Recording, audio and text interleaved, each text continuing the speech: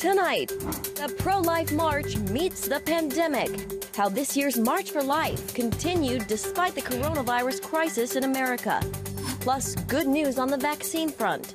This is a single-dose regimen that does not require fancy refrigeration or freezing. So logistically, this would be a huge tool. The latest on the fight against COVID-19.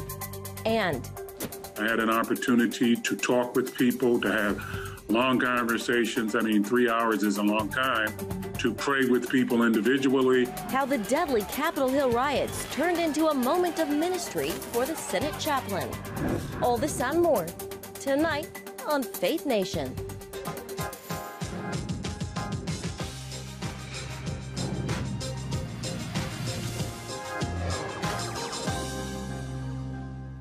Not a pandemic nor a president could stop a pro-life march in the nation's capital. Welcome to Faith Nation and good evening. I'm John Jessup. And I'm Jenna Browder. Cold weather also not keeping them away. Most years, the March for Life is the world's largest annual human rights demonstration. In the past, bringing hundreds of thousands to the streets of Washington, D.C. But today's march looked a little different. CBN's Paul Strand explains why in tonight's top story. Not wanting this to be a potential super spreader event, organizers decided to make the March for Life and the pre-march rally virtual, live streaming it to the whole world. So there was little presence here in D.C., but this could be the biggest March for Life event ever, with people all over the globe watching the events of the day online.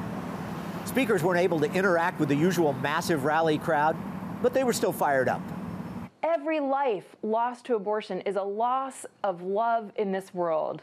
One of my favorite quotes is, "How can we possibly say there are too many children? It is like saying there are too many flowers." We can transform our culture, and we can ultimately sustain the laws that protect our children. Thank you for fighting. Thank you for standing with me. Never give up. Keep the vision in your heart and in your mind, the vision of what we are fighting for. President Biden, in your inaugural speech, you claim that, quote, the dream of justice for all will be deferred no longer. You spoke of a, quote, cry for survival from the planet itself, a cry that can't be any more desperate. Mr. President, the dream of justice for all cannot be achieved if a whole segment of society is legally ignored and discriminated against and disenfranchised against because of where they live, in their mother's wombs. This March for Life was the 48th, with all of them marking that dark day in January 1973, when the Supreme Court decided in its Roe v. Wade ruling that abortion is a constitutional right.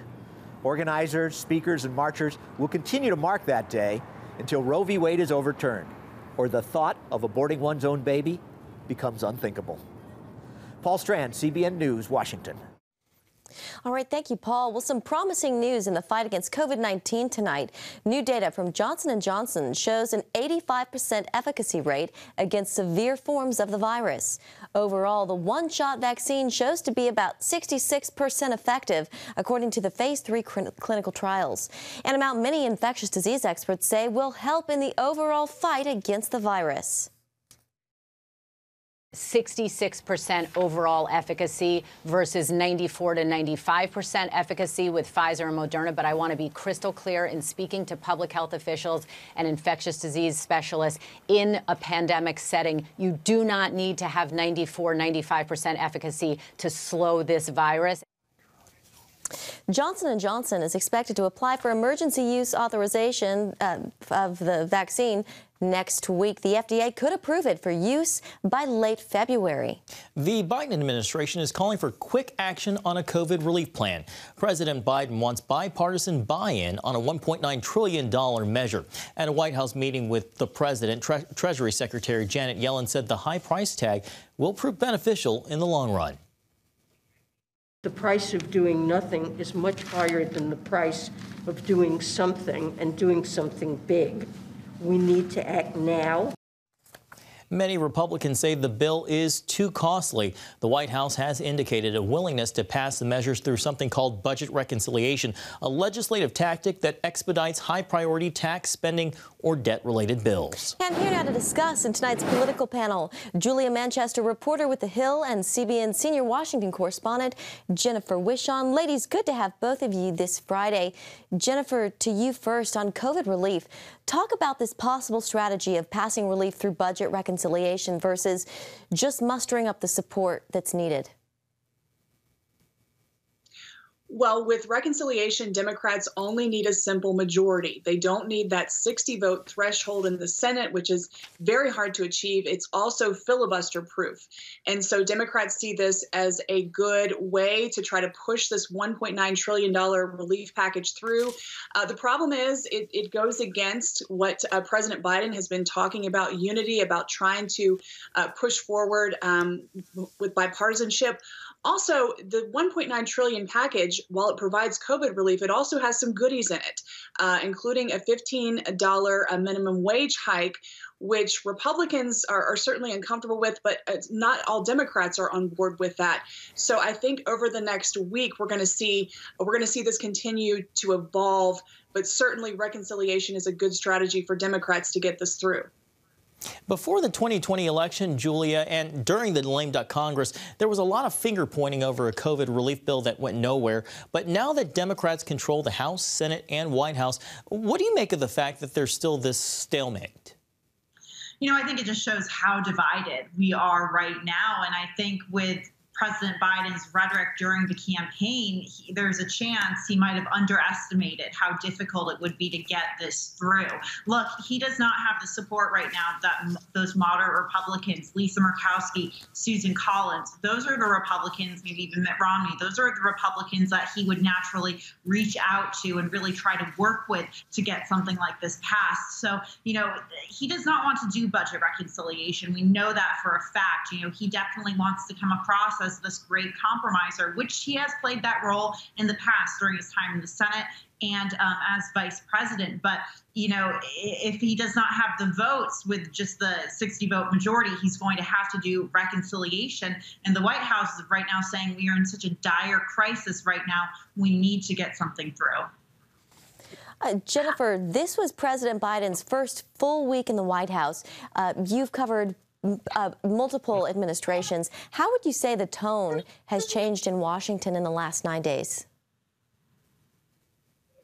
Well, I think for me, it feels a lot like business as usual, back to business as usual. This president is very scripted. We've seen that. We have seen the message is very, you know, speaking of, I have an unhappy 3-year-old next door. Sorry about that. But we've seen, you know, this White House is very on message. You're not going to see a lot of leaks. That's what we saw during the campaign as well. So, you know, I think in terms of top-down leadership, you don't have the chaos that came with the Trump administration in terms of wondering what he was going to tweet, et cetera. And we also have seen, you know, more cordial talk between Republicans and Democrats on the Hill. I think especially both sides know it's important to get COVID relief. We saw that those numbers come out today that the economy shrank by 3.5% last year. That is certainly putting the fire under both sides of the aisle.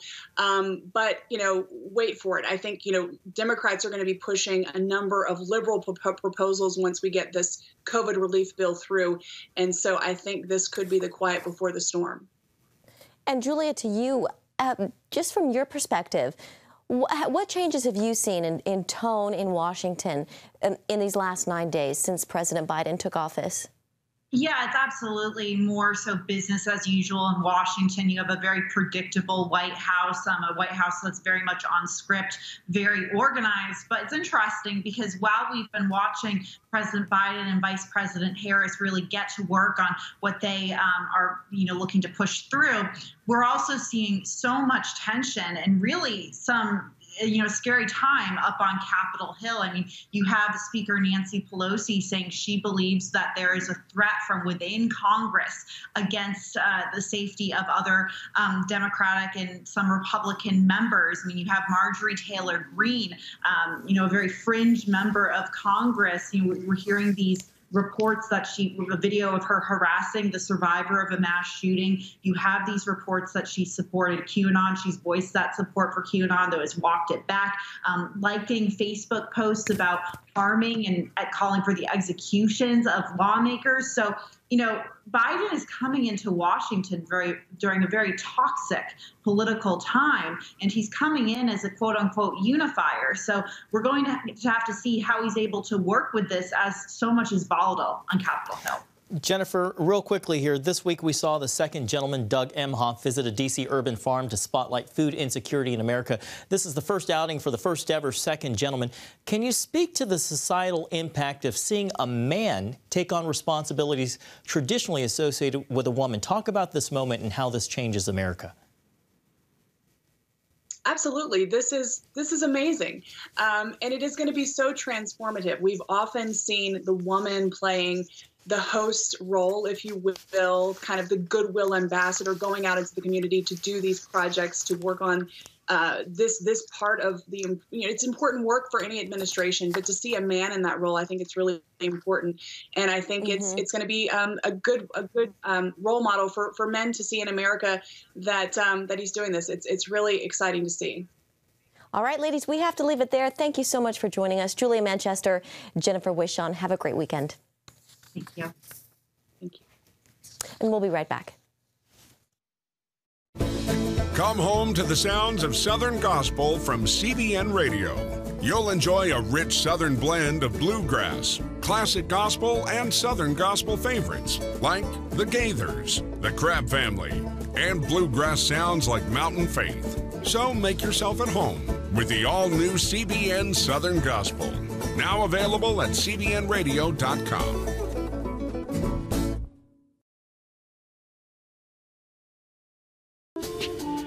It's about the competition. I kind of put that pressure on myself, and I think people had expectations. It's about overcoming. We use this phrase all the time, keep chopping, keep practicing hard. It's about going the distance. I think as a father, it's my job, to lead, just be the best husband and father I can be. Watch Going the Distance with Sean Brown Saturday night at 7:30 on the CBN News Channel. Life. It's meant to be lived fully. Jesus said it. I came to give you life. Life to the fullest. Life in your family. Life in your finances. Life in your body, mind, and spirit. Life in your everyday.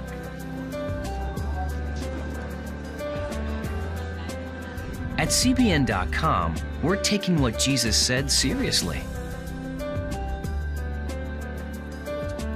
We're here to help you discover life. Life.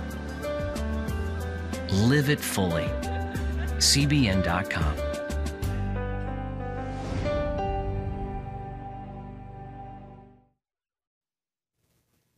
And welcome back. The role of race in COVID vaccine distribution is becoming a focus across the country. 17 states have been tracking the race and ethnicities of people who've been vaccinated. This week, the Kaiser Family Foundation reported significant distribution disparities among the Black and Hispanic communities, two groups that have been hardest hit by the pandemic, statistically speaking. Racial equality in vaccinations is an issue many are now trying to figure out how to address.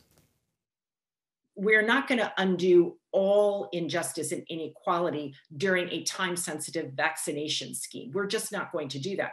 What we want to do is work from the evidence of who is relatively more vulnerable to this illness and avoid replicating or worsening injustice. The Biden administration has emphasized the importance of including race, ethnicity, and the rural-urban divide at the forefront in state vaccination plans. Police reform is one of many items on the Biden administration's agenda, especially following a number of high-profile police shootings in 2020. Tamika Taylor is one woman dealing with this on a very personal level following the death of her husband in Atlanta. In an interview with CBN's Eric Phillips, she explains why her faith in God will extract good from her family's tragic story. This is where Rayshard Brooks was shot back in June. At the time, there was a Wendy's restaurant here. As you can see, it's now an empty lot. The building may be gone, but the wounds are still fresh, especially for his wife. I never thought that I would be a widow this young. It's been really hard.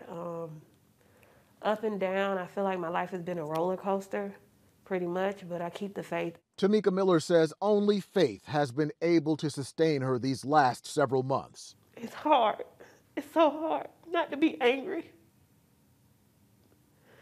It's so hard not to feel vengeance. Now, there are just reminders of what continues to haunt Miller. It happened June 12th after police were called to this Wendy's in southwest Atlanta because 27-year-old Rayshard Brooks had fallen asleep in his car while in the drive-through line. Video shows that after some calm conversation, officers gave Brooks a breathalyzer, determined he was intoxicated, and tried to cuff him. That's when the situation spun out of control. During a scuffle with officers, Brooks grabbed one of the officers' taser. He ran and looked back, pointing the taser as if he was going to shoot it. That's when Officer Garrett Rolfe fired 3 shots, 2 of them striking Brooks. He died at the hospital following surgery. When they knocked on my door, they were telling me to identify my husband and that he had been murdered. When she learned the details that her husband had grabbed an officer's taser, she was baffled. What was it that made him feel in danger to grab it? In order for him to go to that extent, he felt in danger. This is right after George Floyd, and we watched this together. This is right after Breonna Taylor. Me and my husband, we watched those things. We kept tabs on stuff like this. Adding to the tragedy, it happened the same week of their 8-year-old daughter's birthday. She understood very well that her daddy wasn't going to make it to take her skating, and her daddy wasn't going to come back. There were so many promises that was made that wasn't kept because they took my husband. Officer Rolfe was fired from the Atlanta PD and charged with murder. The other officer, Devin Brosnan, was charged with aggravated assault. Miller hasn't watched any of the body cam video from that night yet. She's still building up the courage. In the meantime, she doesn't want her husband's death to be in vain. It's why she took part in the March on Washington anniversary back in August, with many others who've experienced similar pain. I want to see change. Change in policing. Change in our black men being scared of officers when they see them. Because most of them are scared. You hear sirens, I see them run, and they don't even know why they're running. They're just scared. Atlanta pastor Jamal Bryant was there too. The frustration of this generation is that we've not seen justice. The killer of Trayvon Martin is free. Freddie Gray, Sandra Bland, all the way down, nobody has gone to jail. We're not declaring war on the police. We want the police to be accountable. We want somebody to be held responsible. Miller says God is even using her tragic circumstance for good. He's using me as a testimony to help someone else and let them know if I got through it, you can do the same. So I want people to remember to keep having faith in God and stay focused. Don't let people change you and make you bitter because of a tragedy. Don't become cold because of the hate that's going on right now. Tamika tells me if she has her way, this space will soon be used to benefit the community. Either way, she plans to follow God's leading and use her newfound voice for good. Eric Phillips, CBN News, Atlanta. Too often we carry baggage from our past. You know what it's like. It affects everything and everyone in our lives. It's always there, weighing us down and keeping us from achieving true happiness. But do you know God never meant for us to be trapped in the past? You can be free of your baggage. Learn how God's forgiveness leads to changed lives and new beginnings. Call the 700 Club. I'm Ephraim Graham, and this is Studio 5.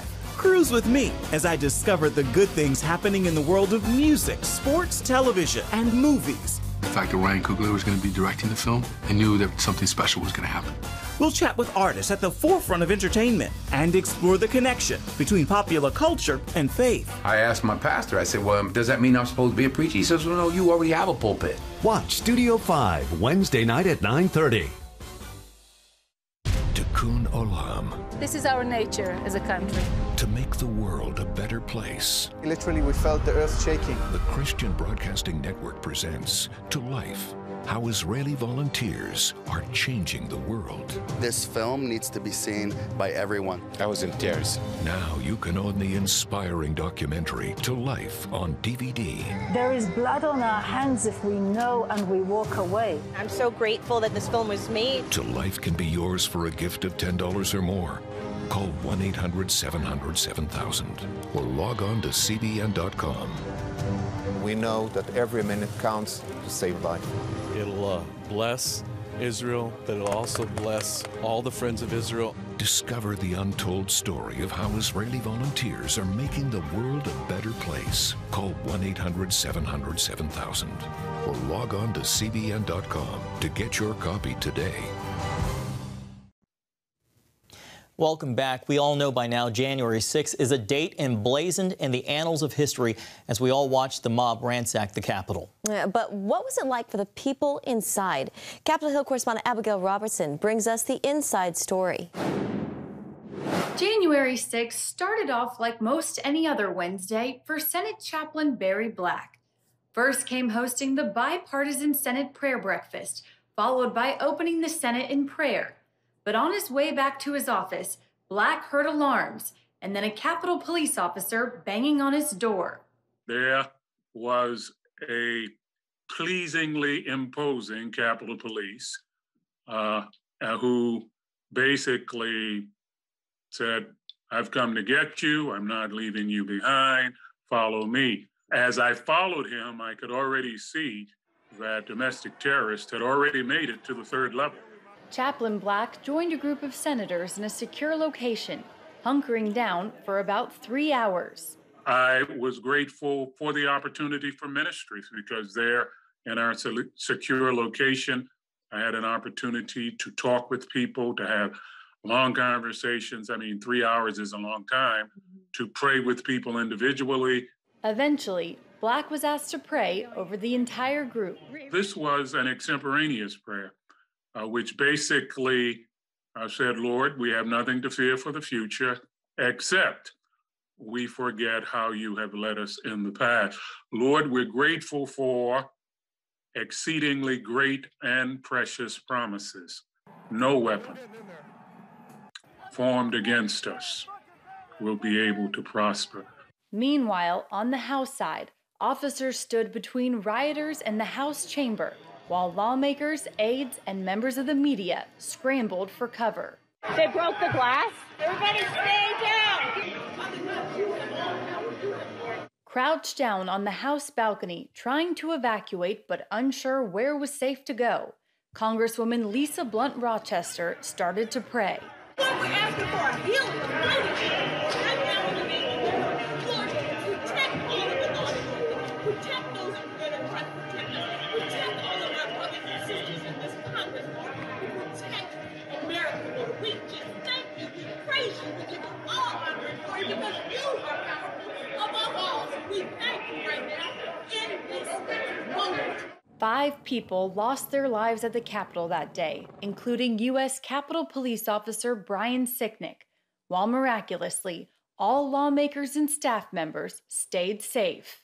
As you look back and reflect on that day, were there any moments where you saw God at work in the chaos or any miracles that you might have witnessed? I think a better question would be, were there any moments when I did not see God at work? It was amazing. I saw people helping people. I saw people who themselves should have been afraid and paralyzed by fear, encouraging one another. Black was impressed by how lawmakers finished the work they set out to do that day after the Capitol was cleared. The votes for President of the United States are as follows. Joseph R. Biden, Jr. of the state of Delaware has received 306 votes. Donald J. Trump of the state of Florida has received 232 votes. Running on adrenaline, he closed the historic joint session in prayer around 4 a.m. These tragedies have reminded us that words matter and that the power of life and death is in the tongue. Black strongly believes God will use the infamous attack for his glory. We will be able to say it was January the 6th that I began to take the incremental steps that brought greater unity, but even more importantly, greater righteousness to our nation and world. Chaplain Black tells me despite everything going on in our country, he remains hopeful because no matter what happens, God is with us always. Reporting from Washington, Abigail Robertson, CBN News. Amen, and thank you for that inspiring report, Abby. Coming up, we look back on the life of a pioneering actress. You're watching Faith Nation. It's the new Superbook Bible app. It's packed with games, activities, and Superbook episodes that you can watch for free. Oh, no! There's trivia, a fun daily devotional, and answers to your Bible questions. Plus, an easy-to-understand Bible the whole family will enjoy.